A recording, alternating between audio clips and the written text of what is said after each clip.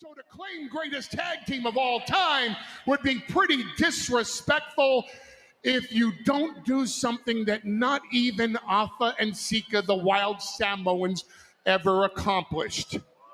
What is that accomplishment? Unify the tag team titles. Don't just be the longest reigning SmackDown tag team champions of all time. Be the only tag team ever to be SmackDown Tag Team Champions and Raw Tag Team Champions at the very same time. And to do so, the Usos have to defeat Randy Orton and Riddle, RK Bro. Let's give credit where credit's due. This is the best tag team in SmackDown against the best tag team on Raw, perhaps the best tag team in the history of Monday Night Raw. But the Usos have to earn their spot. They have to be relevant. They can't be yesterday's news. And it's not enough just to be the cousins of the tribal chief. So tonight, ladies and gentlemen, the Usos will come home, the undisputed tag team champions, or they won't come home to the island of relevancy at all. That was Roman saving his cousin, saving Jey Uso. Splash! Cover to unify the goal. The Usos have done it. The Usos have done it. The Usos are the unified champions.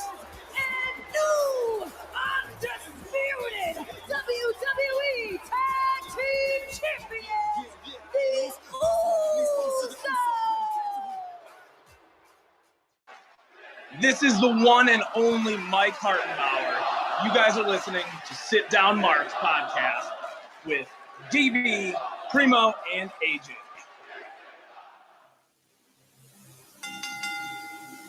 Ladies and gentlemen, the following Sit Down Marks podcast is set for one fall. Introducing first, your heel host that is always helping to spread the good word of wrestling, Dirty Bird. Next up, the co-host from the land of the rattlesnake, Mr. Team Extreme, editor and producer, Primo. And finally, your co-host, straight out of your mama's kitchen, driver of the Grip Wagon, straight off a cliff, assistant editor and producer, AJ.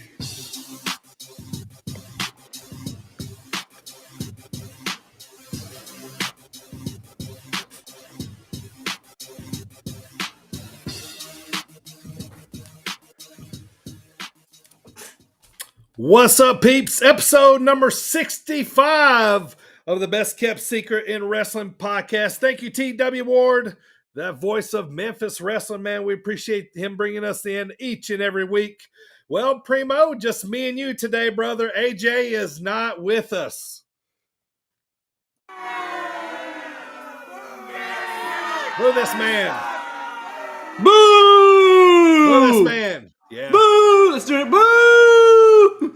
So AJ's not with us. He's actually at the shoot job. So no, truth be told, I kicked both the Harris brothers off the show, so we don't have to deal with them anymore. But no, just kidding. Yeah, AJ's at the shoot job, so me and Primo are going to be bringing this thing through. So did you say Primo?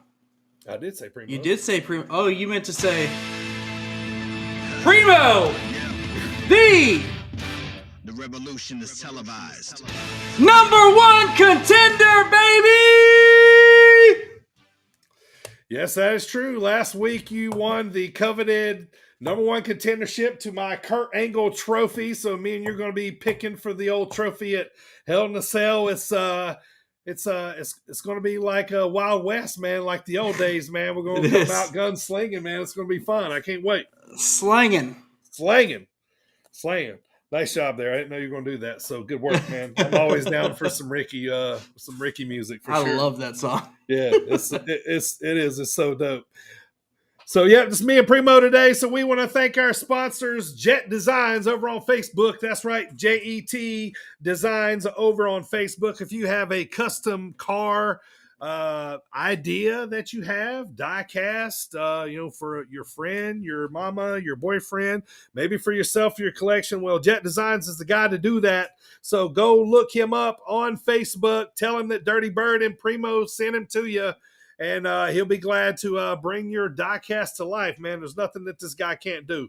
I'm watching him sending out these things all the time, man, and they are awesome. If you're a NASCAR fan, or he does trucks, anything like that, any kind of diecast, he can make it work. So go check him out over there. And also to Coastland Apparel, who's been a long-time sponsor of the pod. Go to Coastland Apparel and use promo code Bird TV for 15% off of your order. They got a bunch of new designs dropping for the summer. So we thank Coastland Apparel for being on. So once again, you guys, thanks everybody for being here, and everyone listening on all those podcast platforms out there. You know which ones they are. I don't have to say them anymore, but we are going to say that on Fridays, you got to be checking us out on SportsWire Online Radio on Fridays right before Number one. That's right. Had to do it, man. It's been a little while. So Thomas Bryce Show, the number one global short sports show on the planet, man. He is he knows his stuff, man. Go check him out over there on SportsWire Online Radio Fridays at 6:15.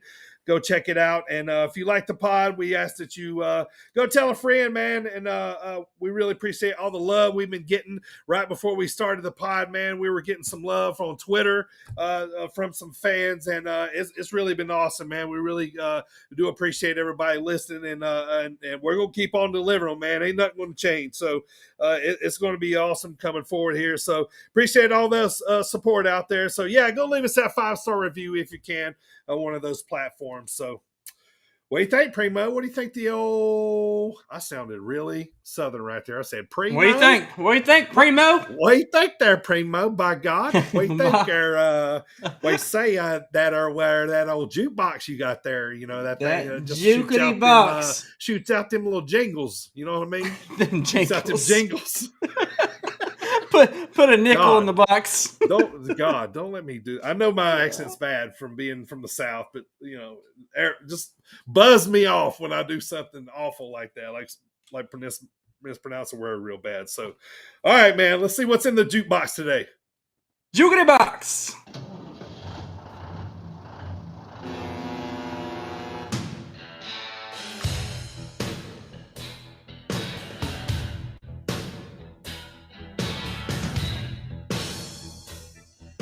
Oh yeah, Big Daddy Cool, the Diesel.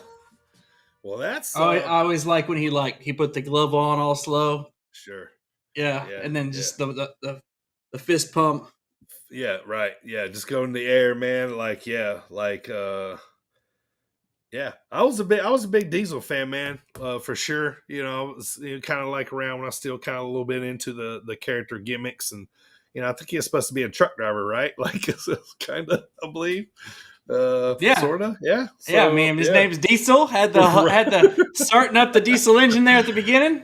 Right. Yeah. So I'm down for a good truck driver gimmick. I mean, they make the world go round, man. You know what I mean? So not like what I mean. So I was down for the old Nash as the Diesel. So all right. So AJ's not here. So Primo, did anything happen this day in wrestling history? Anything that jumps out at you? Anything in particular? Well, this day in wrestling history, that's May 25th for all you marks out there.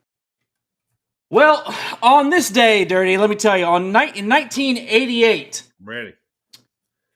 None other than Undead Michael, formerly known as Joey Bag of Donuts, defeated his brother AJ, who is also formerly known as the Lady Crippler, in their match, in their co-owned Trampoline Wrestling Federation in a Punjabi backyard trampoline prison match, which still stands to this day as the only Punjabi backyard trampoline prison match to ever happen in history. That was Joey Bag of Donuts over the Lady Crippler. Well, looky there. No wonder he didn't show up today. He's celebrating. That's right. They're probably kicking back with a couple cold ones, celebrating their matches. Their historic match. Historic match, right? Oh, Michael still got the title. AJ's still kind of mad about it, and they're talking about it. Oh man, that's awesome. So, Joey Bag of Donuts. Who knew? Yeah, old Joey Bag of Donuts. All right. All right, Primo, anything in the headlines? Yeah, man, I got a couple headlines here. So, on May 24th, Kurt Angle underwent double knee replacement surgery. How crazy is that? I mean, I knew it's not that far-fetched because it's Kurt Angle and, his knees are shot, but it's like double knee replacement surgery at, same time. That's got to suck. That rehab's going to be terrible. Yeah, double. You laid up for quite a while, with rehabbing too. So, but some of them choose to do it if they need it because it's like, let's just knock them out and get them done. Right. Go ahead and get them out of the way. He won a gold medal with a broken freaking neck. Right, that's right. Broken freaking neck. Right. So I'm pretty sure that he'll be walking probably within. I think he actually said that too. He said that. He did that with a broken freaking neck, so he'll persevere, Sure. Yeah. And, obviously our best wishes from the Sit Down Marks podcast here. I'd go out to Kurt Angle. Yeah, absolutely. There's, there's two guys that are, are royalty around here. One being the Junkyard Dog, from where they grab them cakes. And, for sure. And Kurt being the other, you know what I mean? So, he is the trophy that I currently hold. He's on my screen right now. If you're watching this on YouTube, he always gets to hang out with whoever the current champion is. So, so best wishes to Kurt, man. Hope you get back here very, very soon. Right. On PW Insider, WWE is now seeking a new director of brand and marketing, in part to fill some of the responsibilities that Stephanie McMahon has left behind as part of her leave of absence. Yeah, I'm putting in my 2-week notice, Primo. I'm going to be the new director of brand and marketing. Yeah, they called me, man. I'm big fashion mogul I am, so marketing and all that major corporation marketing experience. Yeah, I mean, all you gotta do is just put in marketing. You just put the WWE logo on it. Put it on. Sure, even the championships. Just put the big ass WWE logo on it. Yeah. So she's leaving and Triple H is back. Is that what we did here? Did he just come back too? Yeah, I think he's behind the scenes type deal. Sure. Yep. Off strictly executive. Speedball Mike Bailey. Two things for him, actually. Number one, he married Veda. Not Vader. Veda. Just recently, actually. Veda Scott, yeah. Yeah, anyway, Veda Scott. So he married Veda Scott, but also he is challenging AC Mack for the IWTV World Championship on Monday, June the 6th. Sweet. Yeah. Be a pretty good match, even though I'm not a speedball guy. And then lastly, Tony Khan has said that pay-per-view revenue is up. I mean, who would have thought? Pay-per-view revenue is up ever since CM Punk signed with AEW. He has created a lot of new business opportunities for the company. I mean, that was obvious to me. I mean, yeah. You think that's in rebuttal to what Bischoff had said about him being? I feel like, feel like he was like, "Watch this." It's funny timing too. Yeah. Everybody thinks they're about to put the belt on him too, right? You know what I mean? So he's about to, they might have to pay him more. I think, I mean, they're already paying him a shitload probably. Yeah. He's making a ton. Making bank. But yeah, that is my headlines for May 25th. Sweet. All right. You can DM us on Twitter if you'd like a shout out, fan. Let us know when and where you listen to the podcast, and we will let you guys know. I want to give a shout out. Excuse me. My bad. Mike Cook, a.k.a. Mike Thunder. He's always putting us over on Twitter. He just put one out, man, and we really do appreciate it.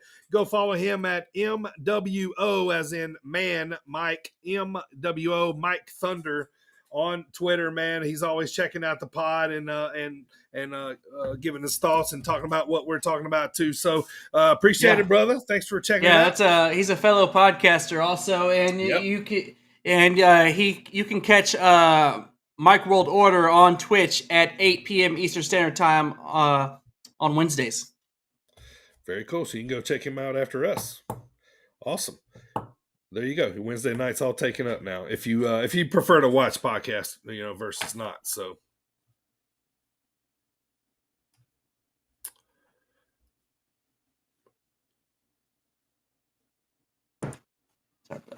Oh, you all right? Yeah. Sorry.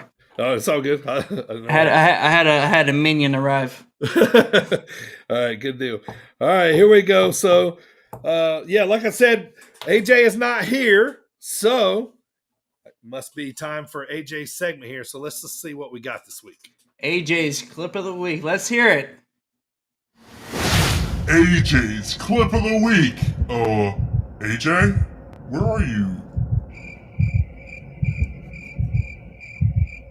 Well, okay then. This week it's Primo's clip of the week. Woo!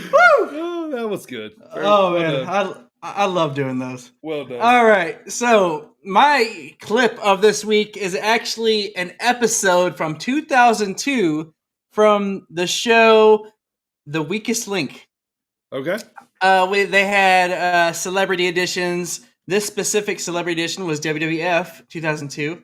In this episode, we had Terry Runnels, Kane, Edge, Stone Cold, Bubba Ray, Devon, Jared the King Lawler, and Deborah. Nice. It's hilarious. Yeah, it's hilarious overall because you have Ann Robinson, who's the host. Right. She's this English lady, woman, who's the host, and she's just stone-faced and serious while she has this band of misfits in front of her. Right. And the funniest part for me, too, is that Kane is there in full mask and gimmick. And he's probably the smartest person in the room. Yes, it's probably likely. That would happen a lot, though. Yeah. In this specific episode, Edge was the first one to be voted the weakest link, and the winner was Kane after defeating Bubba Ray in sudden death. Here's a short clip of Stone Cold popping the other wrestlers as well as being funny, while Ann Robinson absolutely no-sells it. Stone Cold. Why should we know you? What?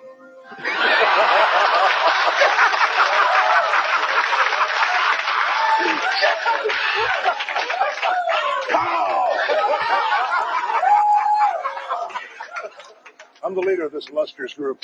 That's why you should know me. Who says you're the leader? I do.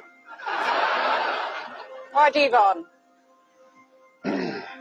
I knew down the road these guys were going to team up against me, and I need to split them up right now. I did it because I like him. Not very much, but I like him. You didn't consider voting for Deborah? Because I'm not stupid. I might not get too many answers right today, but if I vote against my wife, it'd be the dumbest thing I ever did. Yeah, so back in 2002, obviously Stone Cold was married to Deborah. This whole episode's hilarious because it's just stuff like that. You know, obviously Austin with the what? He pops the boys. They all laughed. And even Stone Cold's like, pow! Got him. And Ann Robinson is just like straight-faced. Yeah. Like, I don't know how she doesn't do it. She doesn't break character. I would bet she's never watched wrestling. I would bet. Oh, yeah. At one point, she asked Terry Runnels, like, why she doesn't have muscles. And Terry Runnels says, she said, do you wrestle? She says, sometimes. She says, well, what else do you do? She said, I run around with not very much clothing on. And then she said that, she asked her if her breasts were fake. And Terry Reynolds said, as fake as my hair. Oh, wow. Yeah, how the times have changed. That's funny, though. Yeah, I remember that Weakest Link when she was the host. Yep. Good stuff there. Thank you, Primo. Well done there, filling in for AJ on that segment. Okay. Thank you. Time to talk about what we're going to talk about. Primo and I are going to give you our quick thoughts on the week of wrestling, including previewing the AEW Double or Nothing card coming up this weekend. And in the Dropkick discussion, we will review Sasha versus Becky versus Charlotte, the triple threat thruple match, as we call them around here. Thruple. From WrestleMania 32. I was in the house, so I'm going to talk about this one. And we've got a very babyface promo school for you guys here today from Sting in 1992, right after he won the WCW title. And that one's going to be a good one. We're going to impersonate AJ a lot and do it very badly on purpose. So, all right, Primo, man, if you're ready, man, let's kick it off, brother. Let's roll.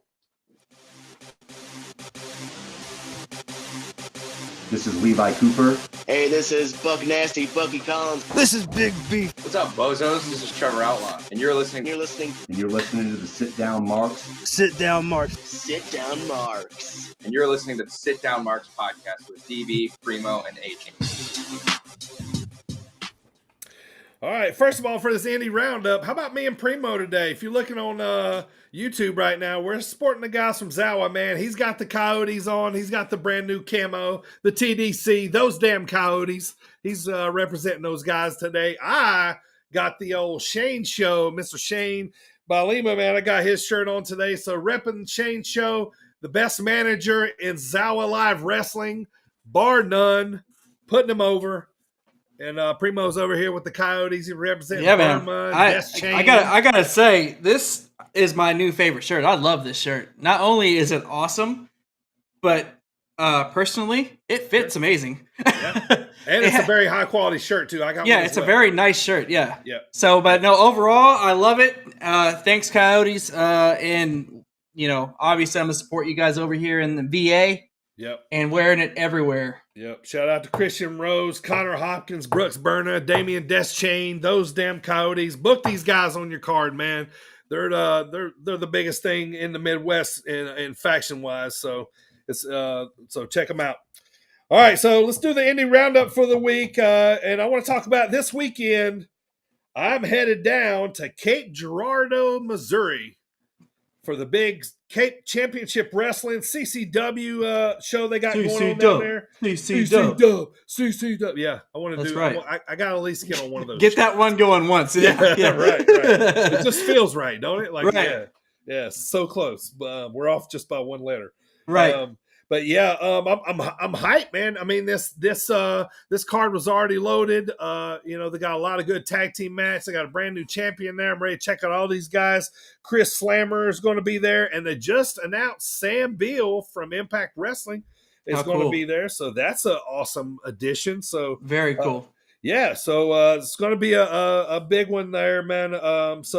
Let me know where to eat at in Cape Girardeau, man. It's a little bit of drive for me, so I'm gonna hang out, man. So shoot me those restaurant recommendations in Cape Girardeau, and I'm not talking about no fast food now. I'm talking about like them hole in the wall type joints, some mom and pops. Yeah, and places like off the beaten path. Like, yeah, that's what I like, man. That's where the good food is. Man. Cash only. Yeah, right. So, yeah. All right, that's what I'm looking for. So, so this Saturday, man, looking forward to heading on down there and excited. Thank you once again to CCW for having us. I'm excited. I'm excited to tell you guys about it, man. So it's going to be a fun weekend, man. I'm ready to head down there Saturday and kind of get my Memorial Day weekend started, man. It's going to be fun. Oh, yeah. All right, let's go to a little AEW here. We got to talk about Dynamite and Rampage. Here. So Johnny Elite, Primo, there was the big surprise for Samoa Joe. Yeah. So I actually, I'm a big fan of John Morrison. I always have been. Sure. And I thought it was pretty neat, the ovation that he got. I was honestly, I was kind of surprised that the AEW audience gave him such a great ovation.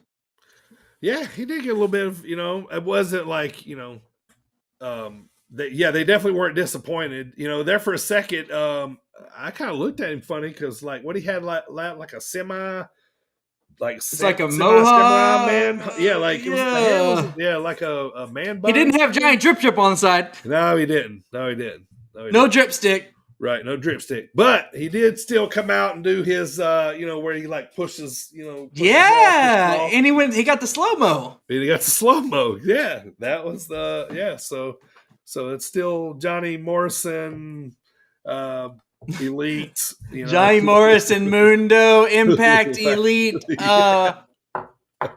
Drip. Yeah, drip. Yep, good enough. And then, what I'm excited for, I got to put the pin down. What I'm excited for is the Bucks and the Hardys here are spicing up a feud. Oh, yeah. Yeah. The Matt called the Bucks a Hardy Boys ripoff, Yep. Look at him. Right. Anybody from that era tag team was spawned by those guys, you know what I mean? Yeah. So, it's no secret that they were inspired by the Hardys. Sure. And Rock and Roll Express. Yeah, so fast forward though, they've already set a match up for Double or Nothing, so that I'm pumped. That's right up my alley. Yeah, man, that's great. Right, like give me that all day, man. That's awesome. Moving on. Funny thing, I just want to say real quick, not much about it, but when Ricky Starks came out, Swerve said he looks like he's dressed like a bar of soap. With a chain on. He said, you look like dressed like a bar of soap with a chain on. He goes, you're disrespecting the game. Like, that popped me, man. I died laughing at that because Rick, I That's think JR, somebody said Ricky looks like he's a male model, in a magazine cover, something like that. So, yeah, funny stuff. That's all right. Yeah. Recognize, right. All right, so let's talk about the holy shit part of this show. Yeah, man. All right, so Wardlow taking those licks with the the straps. With the belt. I like how he no-sold like, was it 8 out of the 10? Mm-hmm. And gotta say, he's a man. He's bigger man than me because I might have been crying by number 2. I'm telling you, man. Yeah, those were. You seen the welts on his back, and they said they don't airbrush those on fans. JR. Yeah, but but that one that Spears did that kind of wrapped over to the top of his trap, like over his shoulder, that kind of wrapped around. Oh man, that one just like broke me in half. That was the first one he reacted to, and I was like, oh, it made it even worse. Yeah, so I was like, oh man, think about it.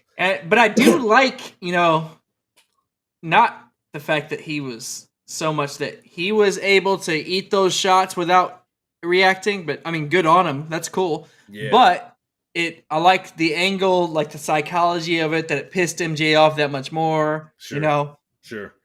Sure. I want to see the day after pictures of his back. Oh Lord. Hamburger meat. Yeah, hamburger meat. But, and then, I knew it was going to freaking happen, too, because he goes over there and he's like, all right, one more. You guys got one more. And then, ref. And then he takes it, and then they beat the shit out of him again, and he gets more licks. I'm like, God, man, this guy he is, like, something. Hey, I'll be honest, man. I bet some guys wouldn't do that angle, man. Don't you think, Primo? I don't know many that would. I know, right? I don't know many wrestlers personally, but I don't. But personally, I don't feel that many would put themselves in that position. Sure. And so that's what and it makes me like Wardlow even more, man. If you would do that, 1, for the business. Yeah, 2, man. Try to get yourself over.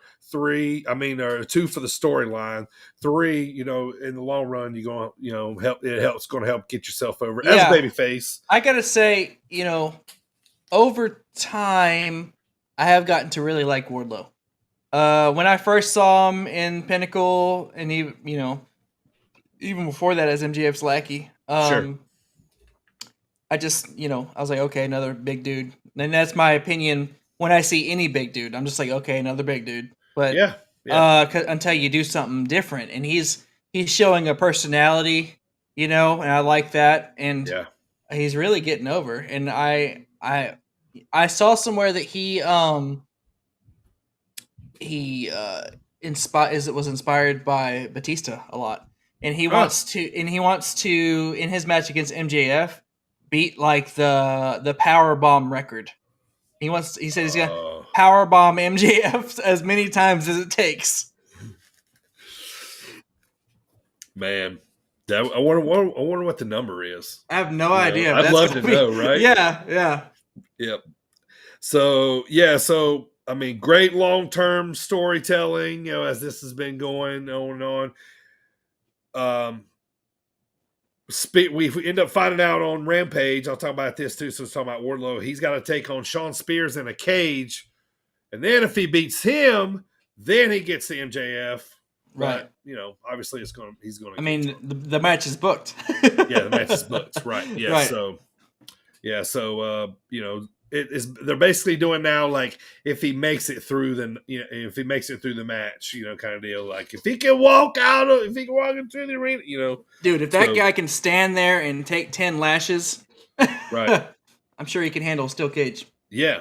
So, there was the finish where the Bucks super kicked Sting, but they super kicked like his shoulders.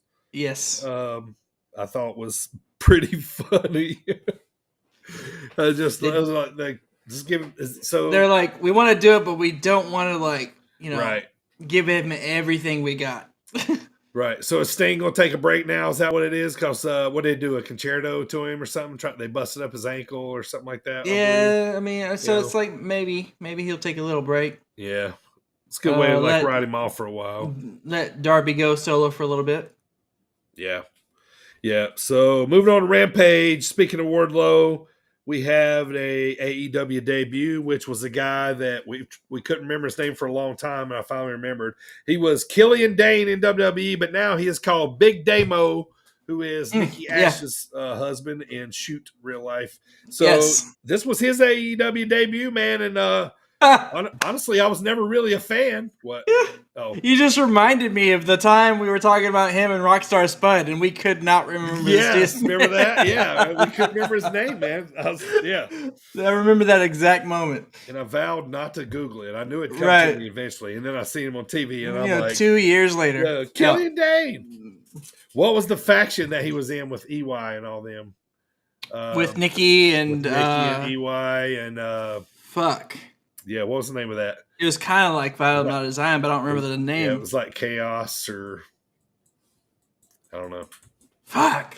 Yeah, we'll come back to it. It was cool when it was in NXT, but it didn't work in the main roster. So he puts over Wardlow, of course, and then we say we got Spears and Wardlow next week in a cage. Then we get a lot of little snippets of Jade Cargill, and then she comes out and she's doing this thing where she tells Tony to cut the shit, Tony, and at the end of her promos and that kind of stuff. So I'm where you at on Jade Cargill, man? Because I'm a fan. Sanity. There you go. Nice. As far as Jade Cargill goes, she's good. I don't not like her. I'm indifferent, really. I don't for me. She's. I just feel honestly for me, she's a placeholder right now for she's somebody who's the first ever TBS Women's Champ, right? Sure. But which is a big deal. But I'm maybe it's because I don't know her enough. Right. Yeah. I think she's a good heel so far. I can tell she's gotten comfortable, since, seeing her, how we used to talk about her being very stiff. The matches would be, not so smooth. I think they've gotten better, but, I'm kind of liking the, she got a little entourage, so they're making her and I also do like that she's also doing more of her own talking. Sure. Than having, what's his face talk for her. Smart Mark. Whatever his name is. Yeah. Yeah. So, and then looks like we got, maybe some dissension going on, but, Ethan Page I've always been a big fan of Ethan Page, All Ego, I guess, is the real name, but he needs to be on the mic more, man. I mean, he's perfect on the mic. Yeah. Golly, man. He needs to get a singles run, but, they're showing a little bit of dissension between all of them and, that kind of stuff. And then we see Sammy and Tay Conti kissing again, and they smashed the TNT title. Did you see that? They smashed. Well, they got 2 of them, but they smashed one of them anyway. They smashed one of them, yeah. Yeah, and so that'll be a match on down the road, but. Yeah, so Primo, man, let's look at this AEW Double or Nothing. I'm sorry. I want to say real quick for that steel cage match with Shawn Spears. Not only is he facing Shawn Wardlow facing Shawn Spears, excuse me, in a steel cage. Yeah, nope. Yeah, but MJF is the special ref. Oh, I didn't see that step. I missed that part. I went, well, yeah. It's gonna be. I mean, it's obviously he's still gonna win. But you're right. It's gonna be it's Wardlow's one last beating. Knocks them both out, and he grabs MJF's hand and makes him count or something. Yeah, but no. All right, moving on. All right, let's go to the Double or Nothing pay-per-view, man. We got Hook and Danhausen versus Tony Nese and Smart Mark Sterling. I mean, clearly. Right, it's got to be Hookhausen, right? All right, we just talked about it, man. MJF Wardlow. Of course, yeah. Well, yeah, because he's got to beat him. He's got to get released from his contract, all that jazz. Yep. So it's got to be I could see this being like co-main. You know what I mean? MJF, biggest heel. This has one of the biggest stories right now. Yeah. Huge payoff here. You know, and so it's looking good. All right, so House of Black, Malachi, Buddy Matthews, Brody King versus the Death Triangle of Pac, Penta, Skuro, and I forgot what Michael called him. And Ray Phoenix, yeah. So on Rampage 2, El Penta Oscuro, he came out with like a tombstone that said House of Black on it. And it had the Double or Nothing chip on the tombstone. So, who wins that? I see House of Black.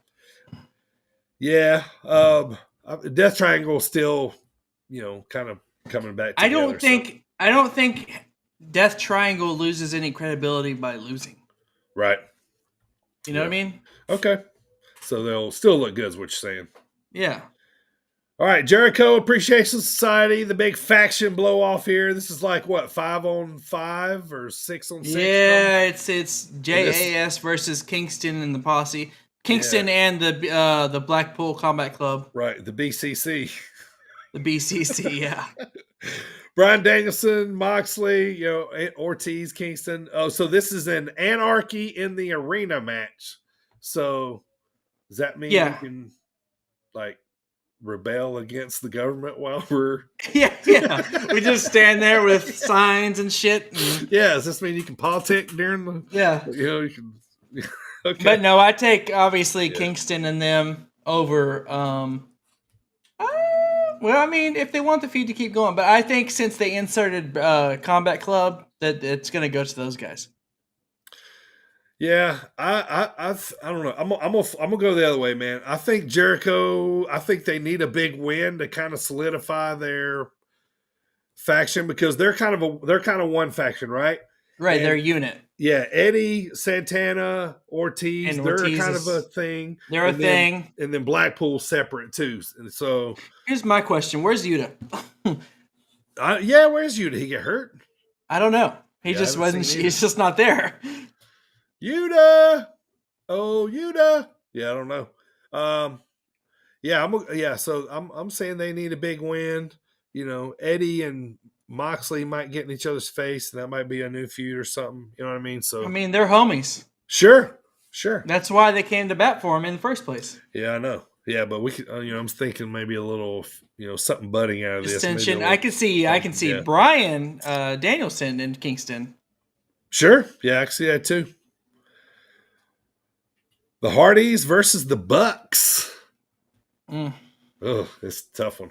I love it, and that's my jam. Yep. But we're just getting this thing started. Who knows how long it's going to go? Who's going to win the first match? You know what I mean? The Hardys can lose from here to the rest of their career, and it would never hurt them. Never. Those fuckers. They're legends. Right, legends. Yeah. Right. Yeah. So I'm saying the but Bucks. Bucks. I need it also here. am saying the Bucks. When's the last time the Bucks even had a match? Sure. Yeah. The Bucks here. Full on heel, do some dirty stuff. So, all right, Primo, talk to us about the women's Owen Hart Cup tournament final. We got Chris Statlander and the girls. Yeah. Actually, tonight being Wednesday, May 25th, they're going to have the semifinal between Toni Storm and Britt Baker. So whoever wins that will go to the final, and then they will face the winner of Friday's matchup on Rampage between Ruby Soho and Chris Statlander. If I was a betting man, I'd gotta say it'll end up being Ruby versus Britt. Yeah.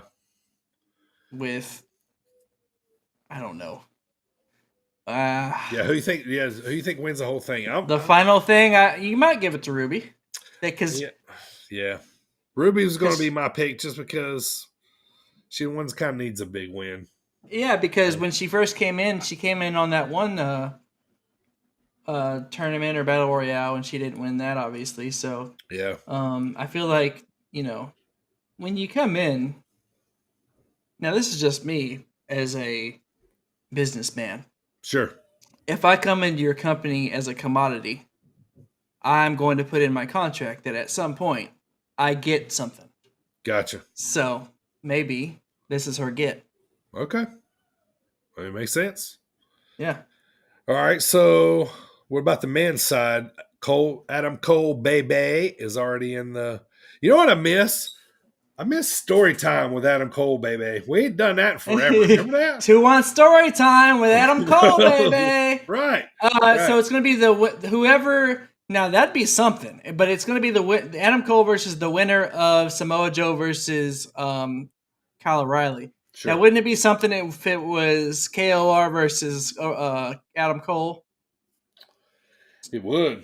Undisputed Elite versus each other. Yeah, and they already kind of poked at it a little bit. Cole. And Samoa Joe, if he wins tonight versus Kyle O'Reilly, he'll obviously go against Adam Cole, which is a very solid match. It's a match we've seen before, and a match that I'll watch every time. Yeah, I think that's the way they're going. Yeah, if Sanjay and Lethal don't sabotage it. True. Yeah, it could be true. If Samoa Joe gets to the final, sure. At that point, I do see Jay Lethal definitely sabotaging it. Right. Yeah.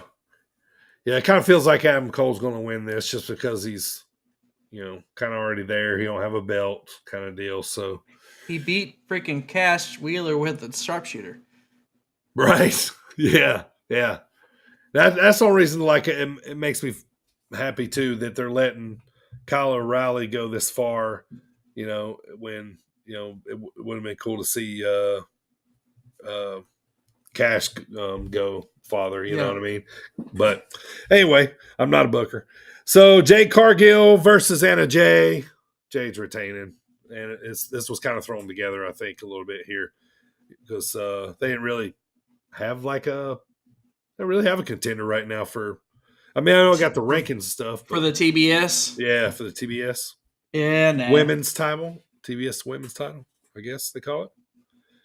Yeah, so Jade's retaining there.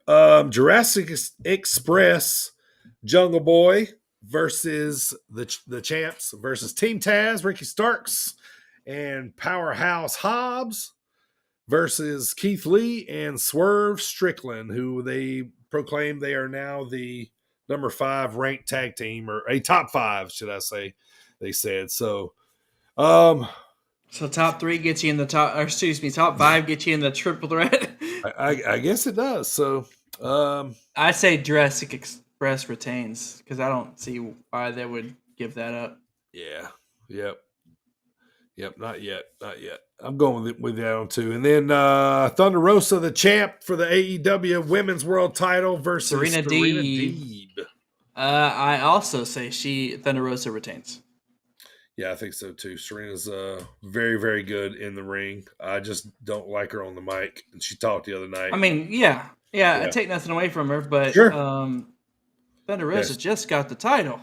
Yeah, she just got the title. Yep. And then that leaves us with the main event, dude. They're probably gonna wrestle for 45 minutes, dude. Cowboy shit versus best in the world. Yep, Hangman Adam Page versus CM Punk. Is it time, Primo? You know what? I'm just gonna say it, man. CM Punk. I think that we're going to get a couple matches out of this before Punk gets it. I think at least 2. So I say some kind of double pin, or it just says. Yeah, I mean, I guess there's no time limit. I don't know. I just think they're going to fudge some rule or something, here. But I'm going to say Adam retains. But it's hard to not pick. It is hard. To not pick CM Punk to win. But, yeah. I don't know. Most of the time they don't win, you know what I mean? But this is a big pay-per-view, Double or Nothing. Yeah. Man, you know what? I'm going to just stick to it. I'll just stick to it. Adam Page. It's going to be awesome, though. I'm ready to watch it, though. Yeah, I am ready to watch them finally lock up.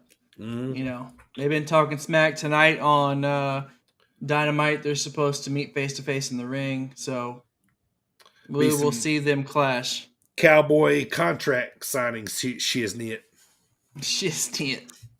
All right, let's move on from AEW. Primo, let's tell us about some Impact. I will tell you about some Impact. So, a little Impact. We've been having some qualifying matches for the Ultimate X at Slammiversary, and the latest to qualify, let's talk about this guy again. Excuse me. Speedball Mike Bailey joins Kenny King and Ace Austin for the Ultimate X at Slammiversary. After that, Ace Austin came over the, I don't know what they call it, Impact Titantron, over the video feed.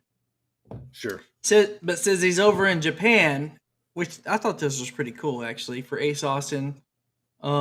He's over in Japan as the first ever X Division champion to compete in New Japan Pro Wrestling's Best of the Super Juniors, which is pretty neat. And he already won his first match.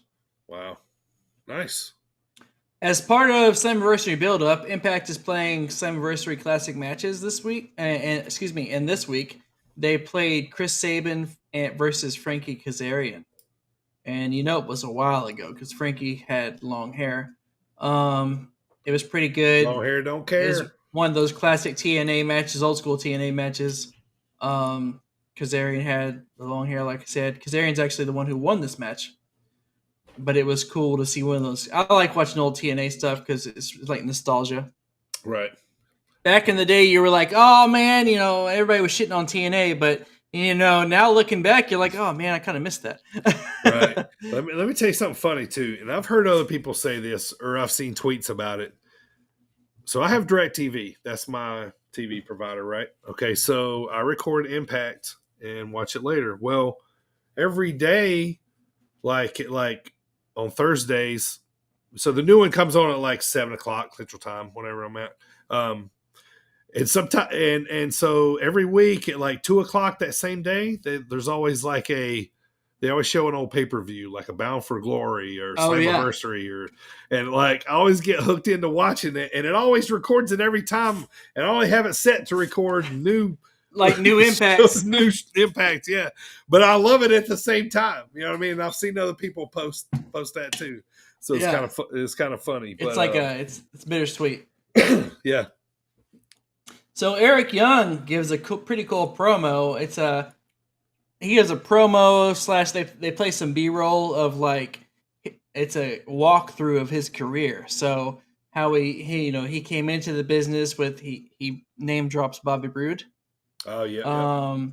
And then he talks about how when he was part of Team Canada, and then went on to Eric Young is afraid of getting fired, to whenever he had the beard and the scraggly hair and he became the champion. Yep. And he even talks about how he worked for some old man who didn't know what to do with him.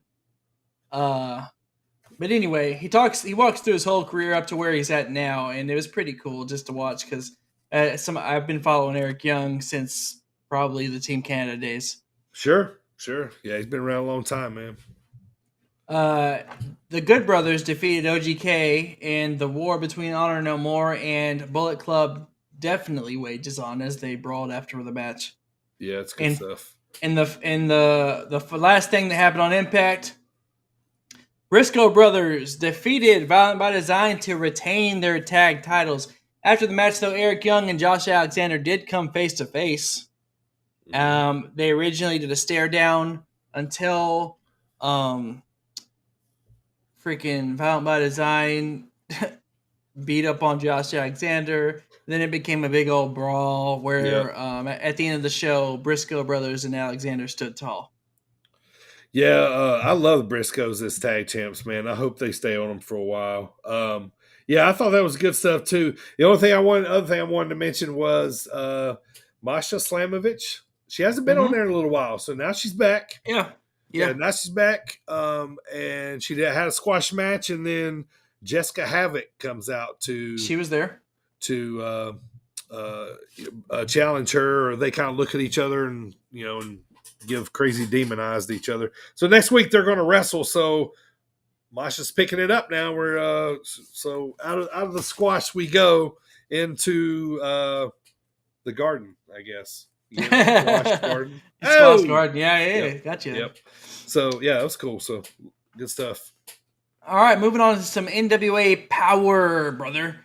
So Aaron Stevens actually announced via Instagram that he will have his final match at NWA Always Ready against Trevor Murdoch. Which he's retired before, right? I think so. Yeah. I'm just like, man, I'm not. I guess. Old Miz Dow. I'm not one to tell people what to do with their career. So it's sure. If he has some other venture he wants to go do, or if he wants to just chill, whatever. Right. Cool.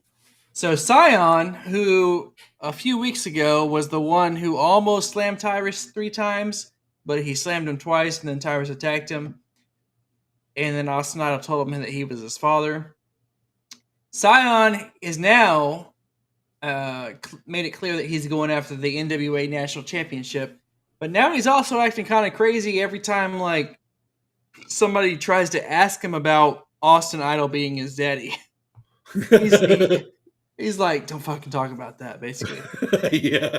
Yeah, his daddy issues. That's funny. So at the beginning of the show, Mike Knox was originally supposed to face Harry Smith, but supposedly he wasn't medically cleared to compete, and because of that, Knox cut a promo saying Harry Smith was faking it, but he didn't want to face him, so instead he called out Trevor Murdoch. They ended up facing off in the main event, and they had a freaking knockdown, drag-out fight, but Mike Knox ended up giving the victory to Trevor Murdoch because he got himself DQ'd whenever he pushed the ref. So a future bout's probably going to happen between these two, like a rematch. So it's like the rebirth of Trevor Murdoch, man. He was he was around a long time ago, and I mean, you remember him from WWE 2000s, and I was kind of shocked, but really happy to see when he won the NWA title that time. So yeah, it's because honestly, he just looks like a corn-fed old boy. Sure, right? Yep, definitely not a body guy. And you just don't see that you don't see those kind of guys getting into the limelight these days because they look for the body guys. Yeah, and that's kind of NWA's mojo, right? The throwback with the seat, with the set, and all that stuff. And he's kind of one of those throwback kind of guys, like the. I'm gonna say a few names here you probably wouldn't know, but he's like throwback to like Captain Redneck Dick Murdoch. He's Dirty Dick Slater. He's those kind of guys like that didn't really have a gimmick other than being just fucking ass kickers. What about old Joey Bag of Donuts? Joey Bag of Donuts, yeah. Guys like them used to whoop guys in backyards. Those guys were over, just being over. Yeah. So Yeah, nice. But that's all I got. NWA and Impact. Sounds good, man. Let's move on to WWE. Let me start you off with some SmackDown. Smacking it down. Live at Smacking It Down from Grand Rapids, Michigan at the Van Andel Arena. I'm very familiar with this place. Seen a couple concerts there. Very good venue. I highly recommend. And if you like beer, Grand Rapids, Michigan's the place for you. Nice. Tons of breweries. So Roman tells everyone that he expects the Usos to win, unify the tag titles. He comes out. Grand Rapids acknowledges him, as they should, as they do. I always like when he says acknowledge me, he always kind of gives the nod of whether it's a good acknowledgement or not. You know what I mean? He's like, okay. Yeah, like when it's really good, he's like, oh, all right, yeah, not bad. He kind of get a little bit of a smile, and then if it's not, if it's a little bit more booze, he's kind of got the, I can't right, little stink face. Yeah, so good stuff there. Which is looking forward, as to what's going to happen later on. So Nakamura beat Sami Zayn in a match. Sami had the Bloodline shirt on, which was hilarious. We're seeing the things all over Twitter today that he's like so the funny. third cousin of the Usos. He's a late distant relative to the Anoa'i family. Anoa'i family. Yes. French Canadian. Resistance. Resistance. So this storyline's getting good and funny. Happy Corbin, man, this dude took 30-minute segment up of SmackDown just talking about him and Madcap and just I wouldn't even mention it, but it took so daggone long, man. He just kept on talking. He just ate up the show. He did. All right, Primo, let's talk about it, dude.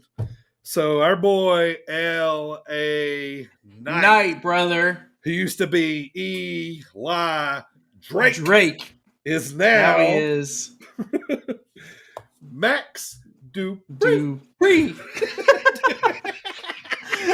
I like how it was Adam Pearce was like, so you're Max Dupree. He's like, no. Max Dupree. Sounds just like when they used to say, no. It's fun. Go. Right? Yeah, it's like one of those things, man.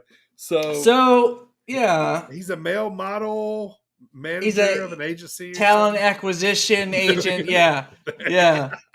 So he has a portfolio of male models. Fucking wrestling, man. What the fuck? Yeah, so and we'll see, man. We'll see. I think the thing that cracks me up the most about this is that we have to pretend that we don't watch NXT. Man, I was like, oh, LA Knight. And then I'm like, oh, new gimmick. Oh, please be good. I don't know. I don't know about this. And then he goes, Dupree. And I'm like, Dupree. Oh, no. All right. So, anyway, let's move to the main event, brother. So, we knew it was inevitable. Things come out, about Randy's health. But the Usos did beat RK Bro to unify the tag titles after Roman and Paul interfered. Post-match, they destroyed Riddle. Choked out Randy. That kind of stuff. So Bloodline has all the tag titles now. All the gold. Roman's got all the title. I see a Riddle-Roman feud going forward here, I think. Might be the next little, challenger for Roman to put in the ground, as everybody else. But, pertaining to the knee from when they were talking the other day, Riddle popped that knee on him. Show him some respect, yeah. That's right. Yep. So we knew that was coming. So moving on to Raw, which was in Evansville, Indiana. We get Riddle in the ring, who is talking about Randy having a bad back. He don't know if Randy, he's my best friend. So Riddle was playing a little bit of the emotional card here. Said he don't know if RK Bro will ever be a thing again. pulling on Right. your heartstrings. Right. You know, So Randy, please come back. they gave us an out with RK Bro. Right. Basically, right? Yeah. Yep. Without like making them actually break up. Sure. Yeah, and you know, when they come and play something like that, it's like, you know, it's like, hey, look, we had to put the titles on the Usos for business, but you know, we'll run this back later again sometime, but we got to do this thing first. It's got to play itself out with the bloodline. So yeah, so now I immediately start thinking, who's going to win the IC belt? What girl are they going to get to win the women's title? Like, I'm thinking they're going to take them all, dude. Like, you know what I mean? Is this when Tamina will finally get the women's title? You know, where I think of Solo Sikoa. Solo Sikoa. I think of him maybe winning the IC belt. Solo Sikoa. There you go. That would be a good one. So, you know, if he came in to win the IC belt, yeah. I mean, I don't know. I mean, I guess. I just feel like as long as Roman has the titles, the Usos will too. You know, so we'll see. All right. So next, we had a Judgment Day promo, but the only thing I'm going to talk about it is Edge mentioned John Cena. Did you get that?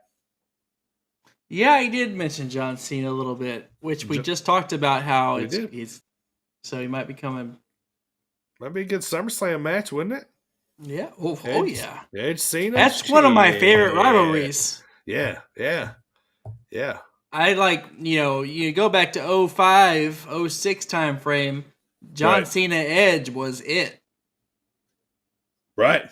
Yeah. John Cena threw Edge in the Long Island Sound. Right. He sure did, didn't he? Yeah. And you know that's going to get brought up. So, yeah. Right. And that was really the only person he mentioned, John Cena, because he said, like, I'm not corporate run by the, do what you're told, like John Cena, so I was like, oh, a little name tidbit drop. there. Look Yeah. at you. Yeah. So, the King Jerry Lawler next interviews Veer. All right. On the King's Court. Yeah, on the King's Court. We knew what was going to happen, something along the sorts. Veer didn't destroy the King, but he did destroy the Mysterios, who came back, and they kind of destroyed him a little more, I guess you say. But he retreated, is what I should say, a little more this time. He decided on not to mix it up with them, but, I don't know. They had Veer and the Mysterios in a segment. It was hard for me to watch it, but I did. So, there's that. So, but your girl Alexa Bliss won again. You like her new music and stuff here? You like the new gimmick? She actually, I read somewhere she actually like took part in the lyrics of her new music or something. She was singing it this time, I noticed. Yeah, she was singing it. She won. She beat Nikki Ash. All right, so Cody and Miz. Cody versus the Miz. Seth pretty much ruined it. He attacks Cody, whips him with his belt that he always gives to a kid, right? He always takes the belt off, gives to a kid. Cody does. Yes. And, so Seth came back and took it from the kid and went over there and started whipping Cody with it. Obviously, Cody got it back and gave it back to the kid. Crowd goes wild, because Cody gave it back to the kid. But good storytelling stuff here.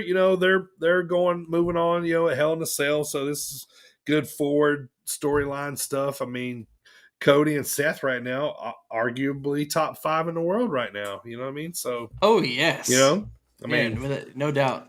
I think it. I think that it's one of the best things they got going right now in WWE, and I think I just love Seth Rollins' character right now. Yeah. It's great, man. And it's nice to see, I love the story of Cody coming back and they're putting him right in a program with Seth. Like, that's just smart booking to me, man. You know what I mean? It's just working. You know what I mean? So I'm cool with that. So Kevin Owens challenged Ezekiel to a match at Hell in a Cell. He's like, I don't care who you are. I don't care if you're Ezekiel. I don't care if you're, Elias. He goes, I don't care. I just know that I'm going to beat you at Hell in a Cell. That kind of stuff. So they're going to have a match. Yeah, he's like, it doesn't matter what your name is or who you are. Yeah. And last note I got for Raw is Becky beat Asuka. So it's going to be a triple threat match at Hell in a Cell with the old thruple. Becky got herself back in there with Bianca. Yeah. So good shiznits. I thought Raw was pretty decent. A lot of talking, I think, in between SmackDown and Raw, but storytelling stuff was pretty good. So, okay, NXT. Let me talk about. We got more El Legado Fantasma and Tony D'Angelo stuff going on. These guys have, they got the feud going on between those two. So we got the two factions kind of going against each other. So that's going to keep going. We also had Alba Fire. I can't remember how they said it, but she won again this time, but she beat Elektra Lopez. Kaylee Ray is who Alba Fire used to be. So she got the new gimmick now. She comes out with like a bat. It's got fire on the end of it, so it's pretty sweet. Crown Jewel is announced during NXT Saturday, November 5th. So that will be the next Crown Jewel pay-per-view, premium live event. Pardon me for that. So that's going to be, but they advertised that and did it during NXT. So that was slightly a little weird, but anyway, yeah, Crown Jewel announced Saturday, November 5th. So that's the next big Crown Jewel thing.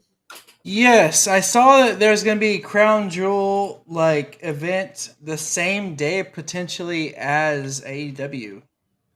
Oh, as an AEW pay-per-view. Daytime wrestling and nighttime wrestling in one day. Heck yeah. Right. Give me that. That'd be dope. All right.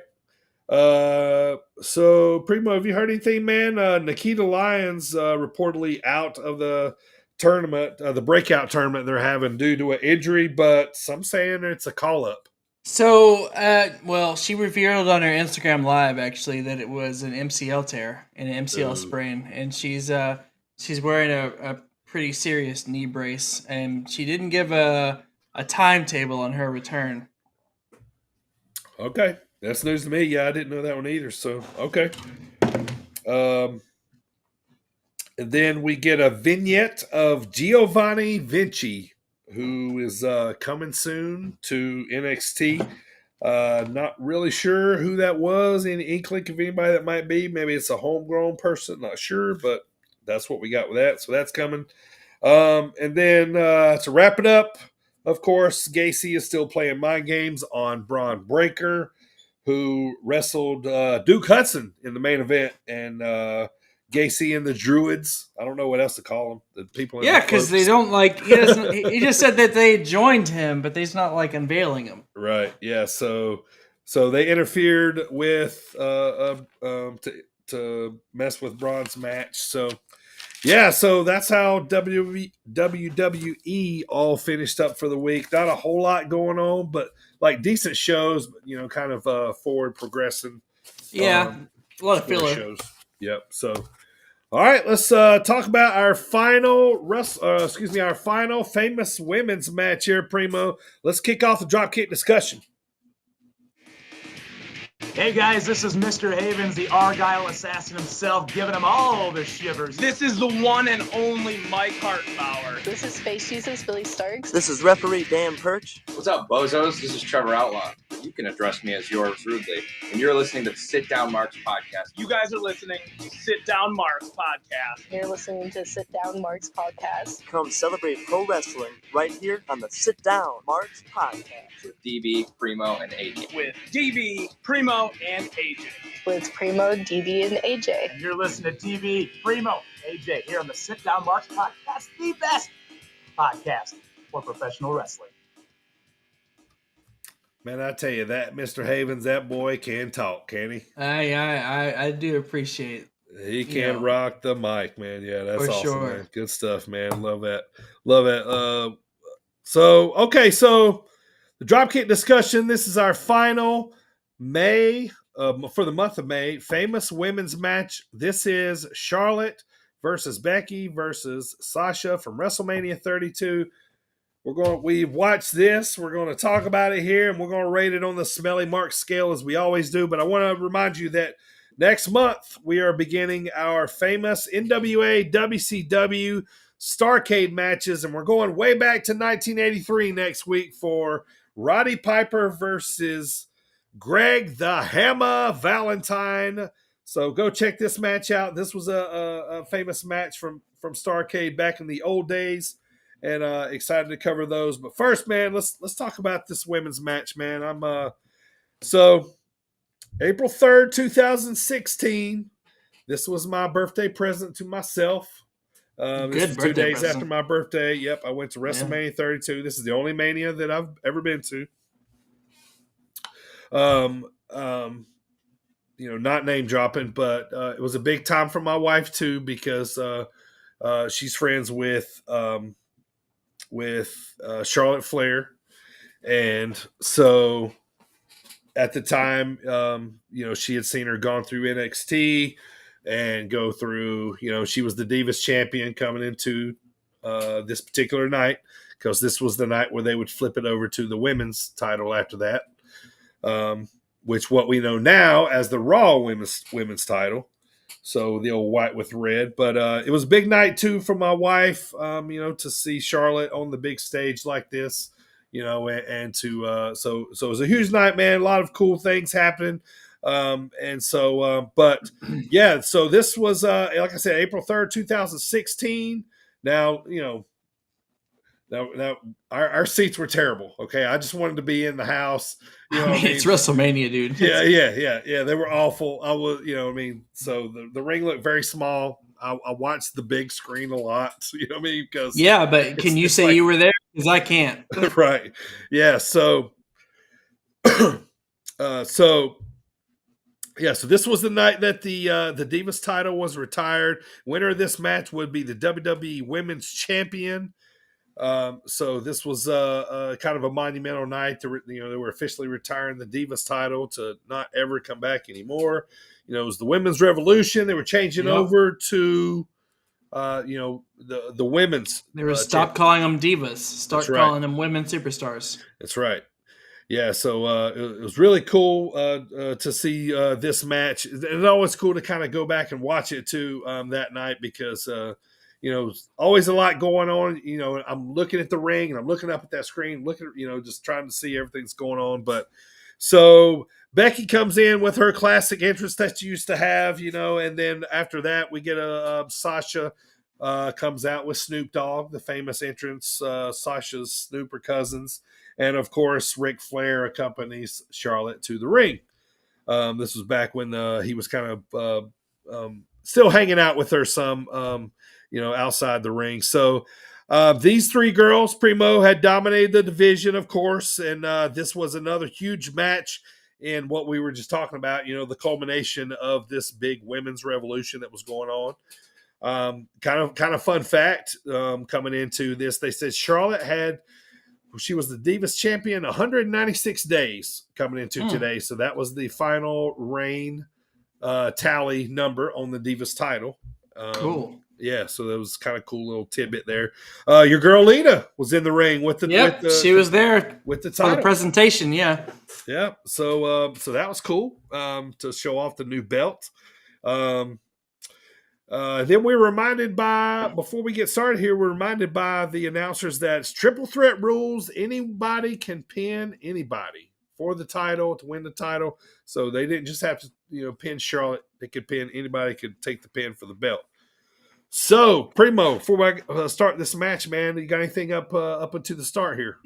I do. So, I will say, they played a pretty cool little video beforehand of all the women's champs of the past that led up to this point, between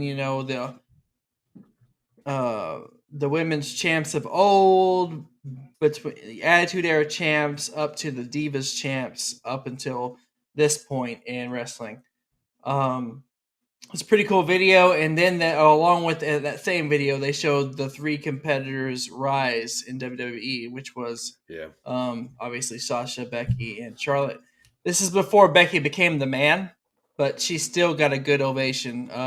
She was like steampunk Becky. Yeah, here, I was gonna say I used to really, really like the steampunk Becky Lynch. Mm-hmm. But I gotta say that 2022 Big Time Bex is on a whole nother level. Yep. So, however, I forgot Snoop Dogg. So they mentioned this and whenever he came out, but I forgot Snoop Dogg is a WWE Hall of Famer. And not only that, but it had to be a really amazing feeling for Sasha, who is his cousin. Sure. Have him come out and hit this rap icon, Snoop Dogg. Yeah.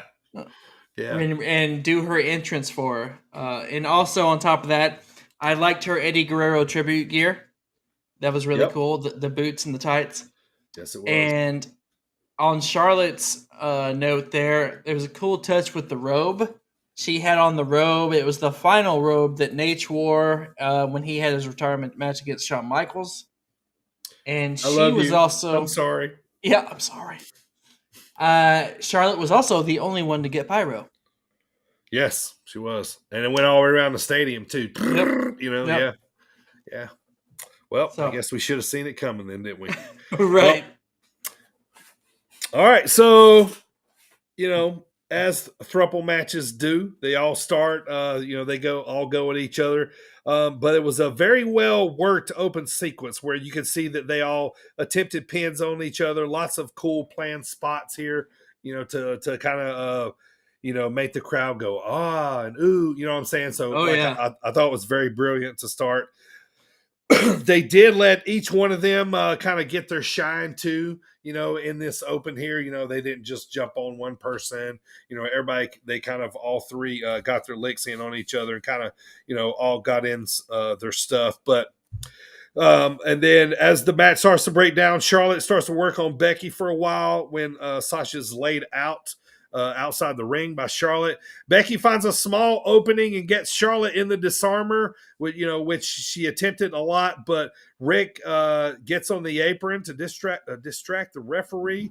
But Charlotte doesn't tap, and they are making sure they tell us, the referees are telling us, I'm sorry, not the referees, the announcers are telling us that she doesn't tap. So, yeah, but a cool spot. Charlotte goes for a figure 8 on Becky, but Charlotte comes in with a frog splash Eddie style for a near pin there. So that was pretty cool. And then with the crowd behind Sasha, Becky suplexes Sasha on her neck, which I thought was pretty nasty for a second, but for another near pinfall for Becky. But with Charlotte outside the ring, Sasha does a dive through the ropes to the outside on Charlotte.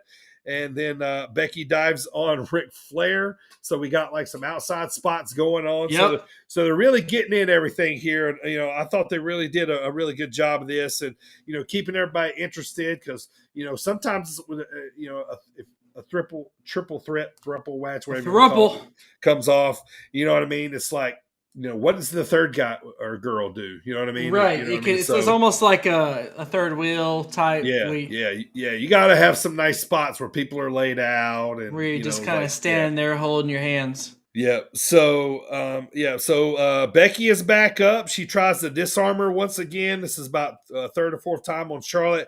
It gets caught in the bank statement, which Charlotte grabs the figure 8 on Sasha, and then she reverses that. And then next thing you know, they're all just punching each other while they're all locked up. And basically they're just trying everything on each other at this point, and they kind of looks like they kind of went through the planned spots of what they went through. And now they're, kind of going through some other things. So, and then we get to the finish. Excuse me.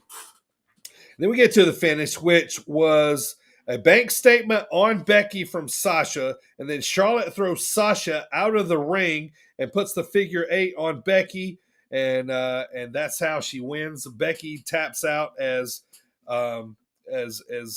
Ric Flair grabs Sasha and keeps Sasha from getting back in the ring and breaking up the pin. So that's how Rick did end up getting involved. And they didn't really catch that on camera, but the announcers, kind of went back and showed the replay. Like you could kind of see it, but yeah, right. You had to know what was going on. Right, yeah. All right, Primo, so give me your notes on this match. Yeah, so after the entrances, I put that frog splash you mentioned, that Eddie Guerrero style frog splash, breaking up the figure eight was a really cool spot. The pump handle that was the Michael Cole called it the pump handle almost rock bottom. My question was that the first appearance of the manhandle slam or whatever she calls it nowadays? Oh yeah, the pump handle. Where she calls it the man slam, the one she beat Bianca Belair with. Oh yeah. I guess it probably was. Yeah. And then Charlotte with the moonsault to the outside, and when she hit that moonsault, Becky ate every bit of that. Yes, she did. Yep. I put this crowd is excited. You could almost hear Dirty Bird up there. Yep, it was. I love when I have always loved, in fact, not just in this match, but I've always loved when Sasha goes for the backstabber or from the backstabber directly into the bank statement. Right. She does this like combo thing with it. Sure. Yep. Like rolls into it. Yeah. And then Becky pulling Sasha away from the figure eight was a high IQ move. So Charlotte had Sasha in the figure eight and Becky was on the outside. And before Sasha could tap, Becky pulls her to the outside, which was smart. Yep. And then finally the finish there, Ric Flair held Sasha back as Becky taps out to the figure eight. And WWE Women's Champion. So she was the last Divas Champion, the first WWE Women's Champion. Yep, she was. I actually missed my note about the moonsault. Man, that thing was just beautiful. It was cool to me because at the time I knew that she was working on one through my wife. You know what I mean? Yeah, so it was cool to see the culmination of her do that on that big stage, man. So that was cool. And and that I was gonna say that was the and right after that was when the This Is Awesome chants came out. So that was I've asked you this before in other pay-per-views that you've attended. Sure. But like when you watch this match over this past week, like does it take you back there, like the memory of it? Oh yeah, absolutely. I mean, I knew my seat was going to be very high, up in the stadium, but I wanted it to be dead center. You know what I'm saying? I just always remember where I was. I'll talk about that for a second. Like I talked about my wife, it was cool. I remember like us hanging on the edge of our seats because we were wanting Charlotte to win so bad. Oh yeah, you know what I mean. And then when watching for the finish, like I just didn't want to look away. You know what I mean? Because I didn't want to miss the finish. You know what I mean? So I was just probably the one match I was really super locked in on, and it was just really cool. And just I remember when Sasha won, just you know what I mean. It was just like elation, proudness, like the whole journey feels. My wife Charlotte got that belt. Yeah. When Charlotte got the belt, being the first women's champion, it was cool because my wife and Charlotte they were working out together when she decided to go to that, right before she left to go to NXT, and just to see all that come together was really cool. My first WrestleMania, just. I'm just that's mind blown. A hell of a WrestleMania. Rock and Cena? Yeah. No, that one was Roman and Triple H. Was it? Yeah, Rock was there when he did the fire. He did the. That's what he did there. Fireblower gun. Oh, this one had Brock and Dean Ambrose. Brock and Dean Ambrose. And Zack Ryder. Zack Ryder won the IC title. Yep. Yeah, this is good stuff, man.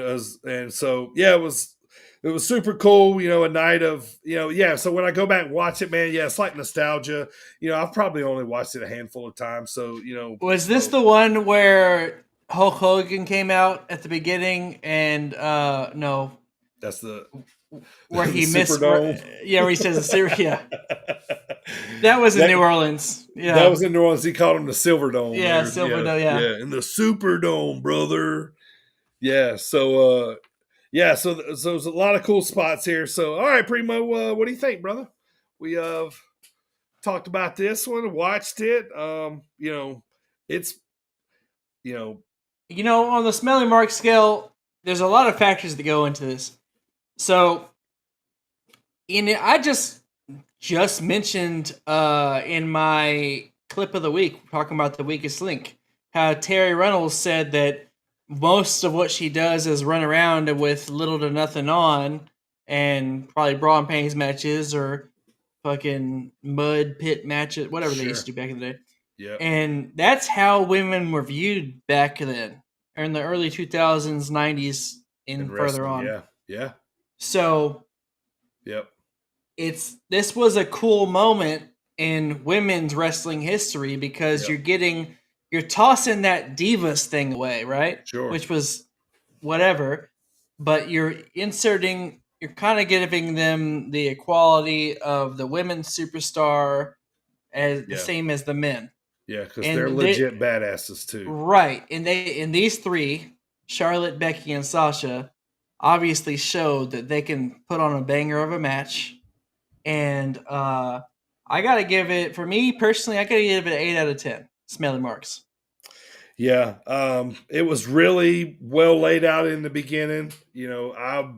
I'm super excited, happy with how it came out. You know what I mean? So, and just for being there, you know what I'm saying? I would give this an 8, but just because I saw it live, I'm going 8.5. I'm going 8.5 just because I was there, because it kind of had everything, man. Had star power. You know what I mean? They did high spots. They did technical moves. You know what I mean? They brawled. We had outsides, like they gave us everything. And like I said, triple threats, man, are hard. You know what I mean? So a lot of planned stuff you really got to nail down. Yeah.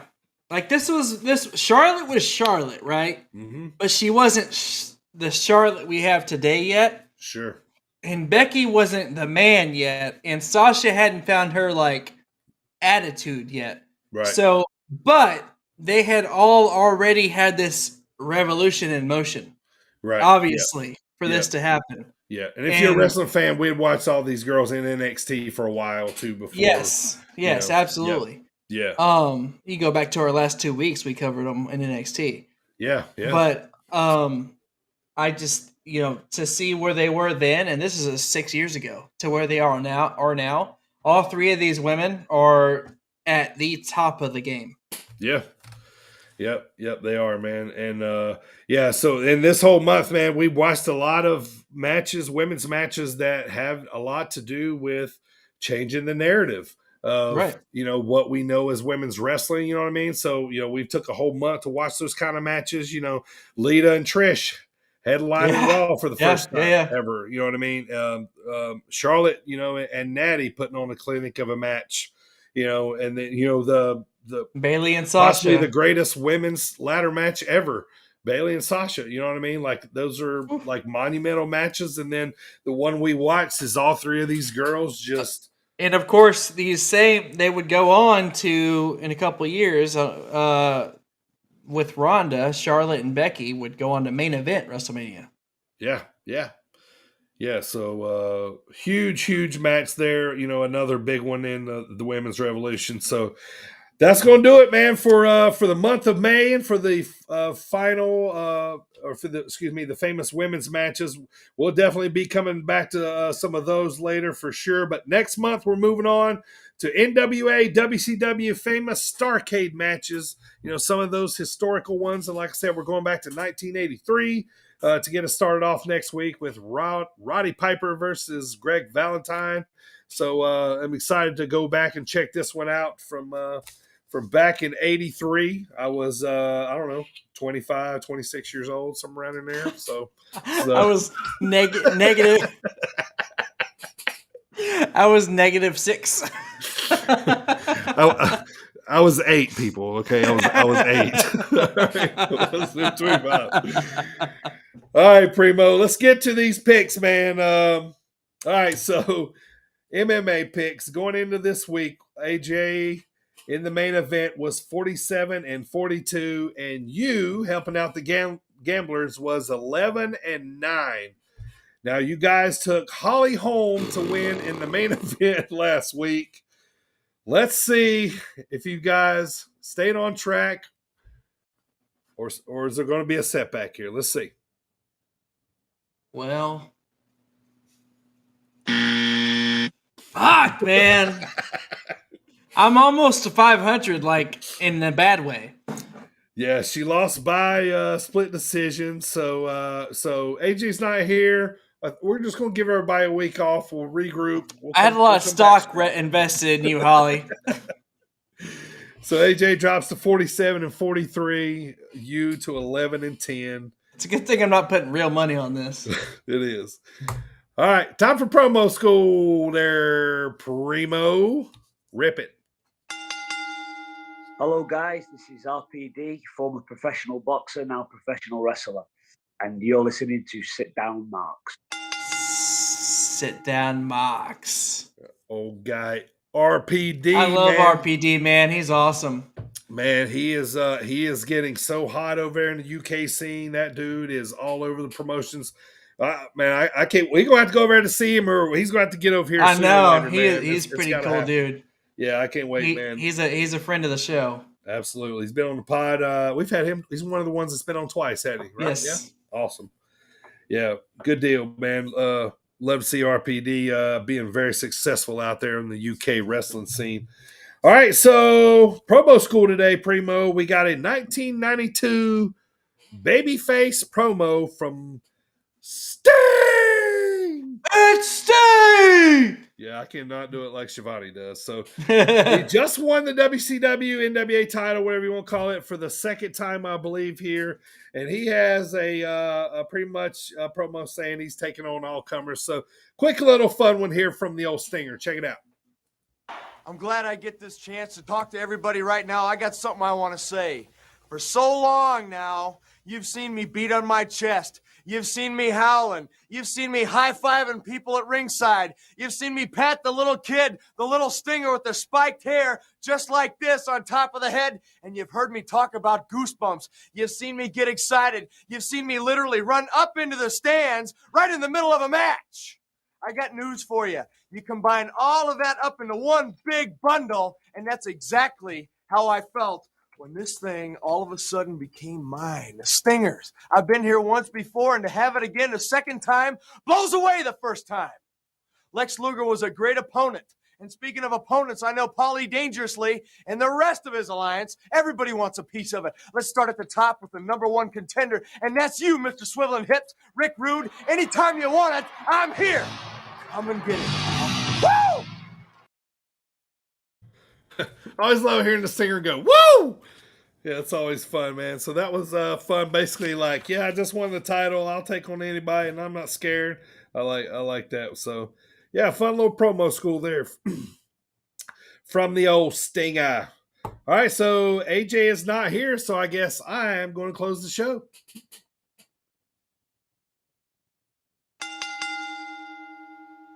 This is Sabotage, and you're listening to Sit Down Marks podcast. All right, so we'll remind everybody that we are live every Wednesday on the Sit Down Marks YouTube channel. Make sure you guys go to YouTube, search Sit Down Marks. Give us a follow, and we really appreciate it. So also want to let everybody know that all of our pods are available every Thursday, every week, wherever you get your podcasts. And we're also obviously on SportsWire Radio every Friday at 6:15 and throughout the week. So don't forget to give us a 5-star review. And if you love the pod, tell your friends about us. We really do appreciate it. Check out those that merch that we got at www.tpublic.com/stores/sit-down-marks. Check it out. They'll probably be running a sale here shortly. And we got a brand new logo we're going to be dropping here soon. So can't wait to get that one on a t-shirt. Primo, give us that preview of next week, sir. Well, Primo is going to give you that preview, as it were, for next week, baby, if you will. Baby clothes. We begin our month of June famous Starrcade matches with Roddy Piper versus Greg the Hammer Valentine. The Hammer with the glamour. With the glamour. From Starrcade Put you in the 83. Swiss wheelchair. As mentioned before, I was negative 6 years old at this time. So AJ will return. So we will play some music class as promised. We'll see if Dirty Bird will continue his music class streak. Of course. Also, we'll talk about the AEW pay-per-view Double or Nothing results, and then start to get ready for WWE Hell in a Cell in Chicago coming up here shortly. It's Big Pod next week. Thank you all so much for downloading and subscribing. We will see you right here next week. All right, couple notes. If you're in the Normal, Illinois area, Friday, June the 3rd, we're going to be at the Corn Crib with Iron Spirit Pro. We're doing a couple matches after a minor league baseball game Friday night, so looking forward to that. July 16th is the next Iron Spirit Pro show at the Station Saloon. We'll be announcing that one later. Go check out ironspiritpro.com and also Iron Spirit Pro on Twitter. Also, I want to let everybody know I will be at CCW this Saturday, Cape Championship Wrestling in Cape Girardeau, Missouri. Going to be a big show down there. If you're in the area, man, come by, get some free stickers and merch from me. I'll be hanging out, watching some wrestling, man, and looking forward to heading down there for the weekend. Primo, so another pod in the books here, man. Yeah, I do have one note before we shut down. Sure. I want to say a show, or a tournament, rather, that we sponsored last year. Your boys, the Sit Down Marks, sponsored last year. That is the SCI Scenic City Invitational. Is coming up again this August, and they just announced their 16th and final entrant into the tournament.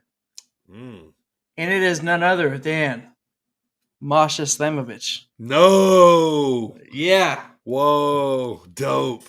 Yeah. How cool. Give me Daniel Makabe versus Masha Slamovich. Right. AJ will have a heart attack. Yes, he will. Mind blown when AJ hears of that one, man.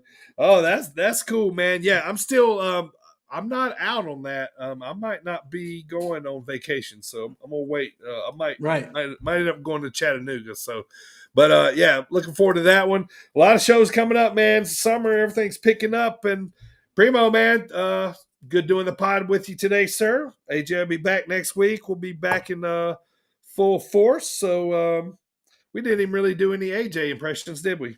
We didn't, but I'll do one for you. Yeah, go. Do it. Grab them cakes.